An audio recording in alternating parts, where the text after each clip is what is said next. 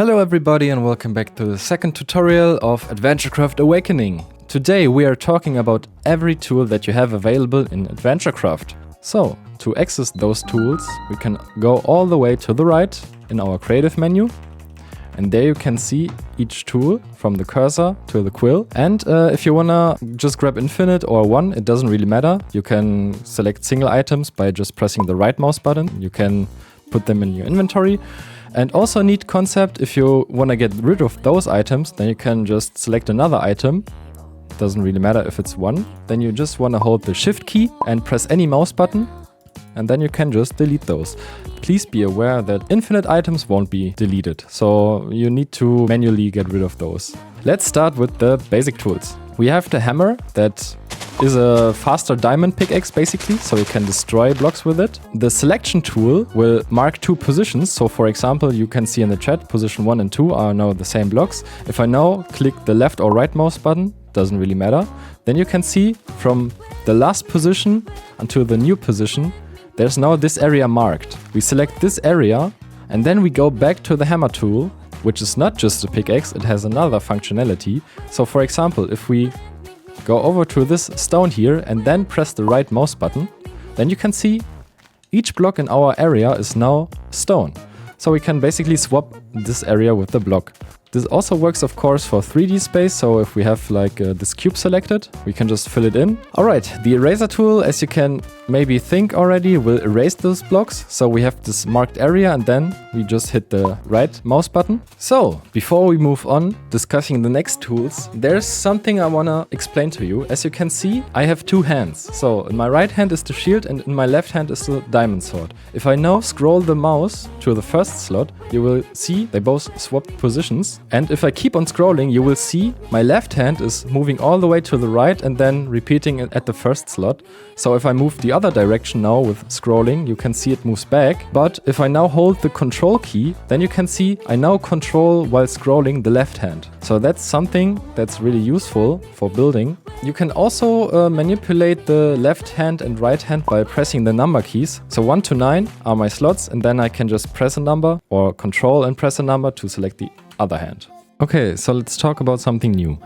For example, if I now place gravel here, you would think it would fall down, but no. I can really interact with it, and as you can see, I can destroy this gravel that's on the ground, but it's a solid block, but I cannot really destroy it. Also, the mob stands basically still, so it won't move, it won't follow me, and the gravel won't fall down because I have debug mode activated. So I now need to deactivate it, and as you can see, it now falls down.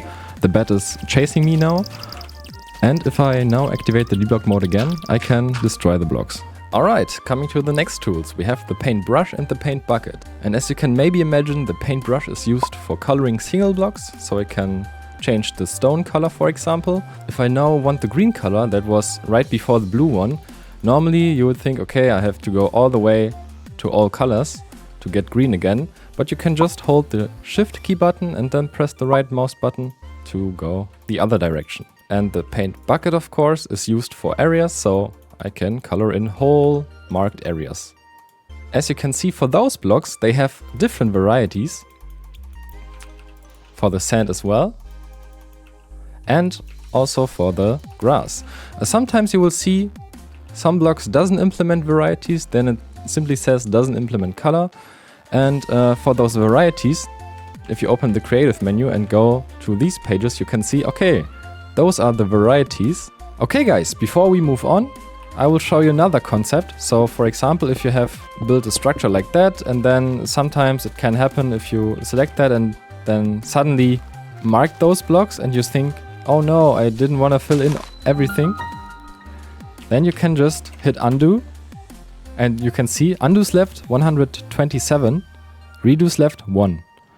So redo will make it back and undo will undo your action. So if you keep on writing the undo action, there you can see, okay, that's our structure we've intended to manipulate. Of course, if we left and go back, then it's saved, so it will not remember because we didn't really change anything here. Alrighty, for our next tool, we have the wrench tool. So it's basically the same as the hammer with the speed of destroying blocks. But the difference is, for example, if I select, let's say, this area here, and I use the hammer, I will fill in every block, but I don't want to do that. Instead, the wrench tool only checks the existing blocks and then I can change those. So it's pretty good for house building, dungeon building, wall changing and playing around with different designs.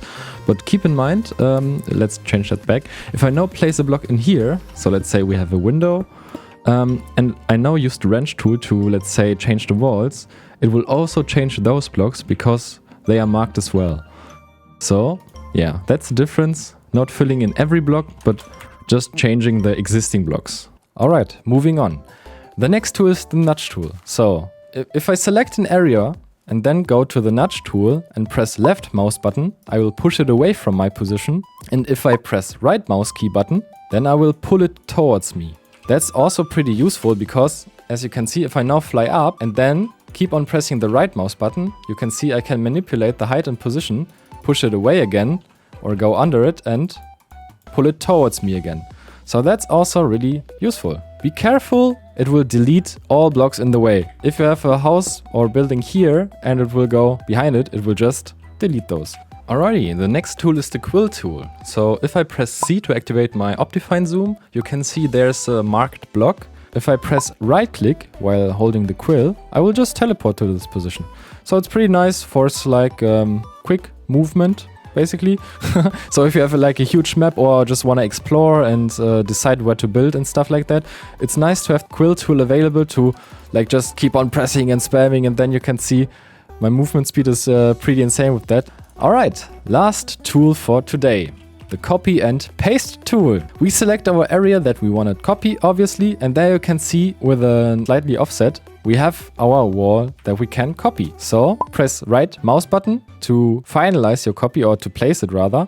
And then you can see it's pretty easy to have the structure, copy that, and then place it. Sometimes you wanna adjust the offset. For example, if I stand here, deactivate our fly mode, then you can see, okay, we have this. If we hold the Alt key and then mouse zoom that, then you can see we can change our reach. So further or closer if we wanna have that, and then yeah, it's easier for us to place those blocks. Also, we don't need to place it on top of anything, we can just place it in the air. There's unfortunately no rotation button right now for the copy and paste. You can just increase or decrease the reach to place it and keep on holding the right mouse button to spam copy that, basically. That's all for now.